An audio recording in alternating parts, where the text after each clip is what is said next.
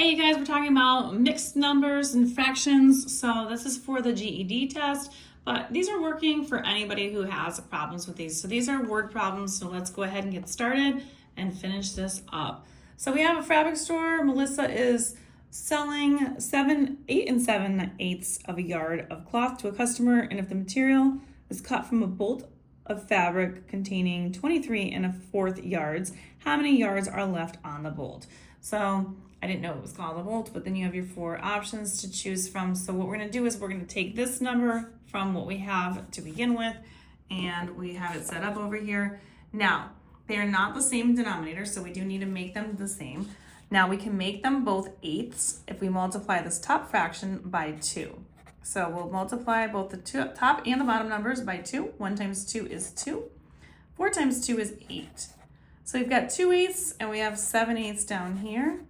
So I'm just going to kind of cross these out. Now I cannot take 7/8 from 2/8 because I don't have enough. So that means I'm going to have to borrow from the whole number, which is the 23. So I'm going to cross that out, take 1 from it. So that's going to be 22. And because I'm borrowing from it, I need to take the fraction, whatever the denominator is, and I'm going to say 8/8 because 8/8 is the same thing as 1 whole. So if I'm taking 8/8 from here, I'm going to add 8/8 to here. 8 plus 2 is going to be 10/8. So I'm going to just change this now to 10. And now I've got enough to borrow or to take. So 10 minus 7 is going to be 3. These are eighths. So that's going to be eighths there.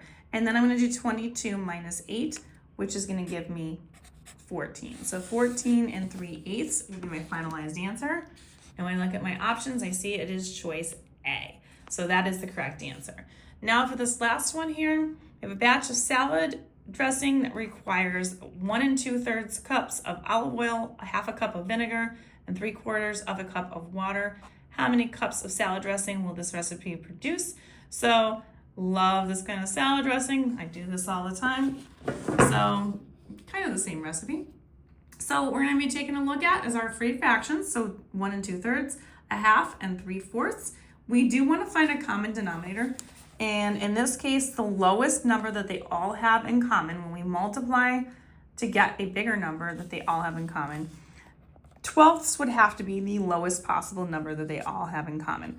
So we're not going to focus on this 1 right here. These are going to be separated.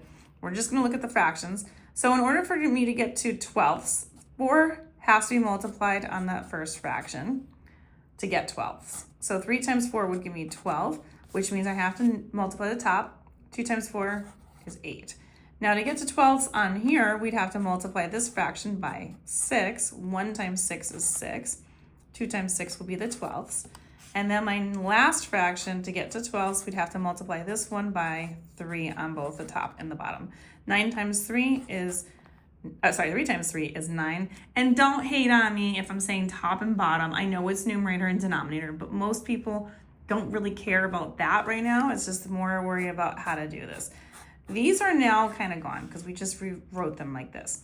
Now I'm just going to add the numbers together. They are 12ths.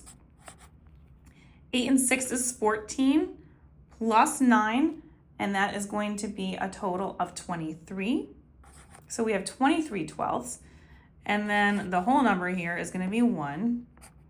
Now this is an improper fraction right here. So I want to rewrite this to make it a proper fraction. 12 can go into 23 only one time. It's 1 over if I go twice. So it can go in one time. It's going to be a total of, if I take 12, subtract that from 23, that leaves me with 11. So that's how much of a difference. So 12 can go into 23 one time, and then you just take 23 minus 12, and that's how you got the 11. These are 12ths. So you've got 1 and 1/12 plus this 1 right here. So this is rewritten right here as this. So 1 plus 1 is 2, and then we have 11 12ths. And that is my finalized answer for that one. And when we look at the options to choose from, you can see that that is choice C. And if you want more questions like these, find them on my YouTube, Instagram, and TikTok at U1 Algebra. All these are going to be located in my GED playlist. And don't forget to like, share, and follow me for more.